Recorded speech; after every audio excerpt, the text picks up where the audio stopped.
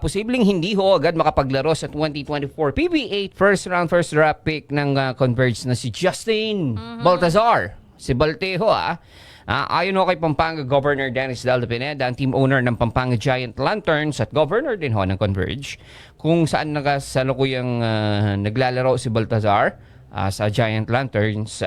May kontrata pa kasi si Balte, no? Yes. Si Baltazar sa Giant Lanterns para sa Maharlika Pilipinas Basketball League o MPBL. Ayon ho kay Pineda, ito ay konforme pa rin sa sitwasyon kung magiging contender pa rin sa championship at matipensahan ng Giant Lanterns ang kanilang kampyonato, ay mananatiling maglalaro pa rin sa Giant Lanterns ho itong si Baltazar sa MPBL. Pero kung medyo ikang aalatin ho, maglalaro na o diretso na sa PBA itong si Balte. Bukod pa sa posibleng makuha ulit ni kaya nga mag-stay kasi bukod maaaring makuha pa muli ni Balte itong MVP. Yes. To back, no? Sa MPBL this season. Sa ngayon ho, nangunguna pa rin sa North Division ng MPBL ang Giant Lanterns sa kanilang 16-1 win-loss record.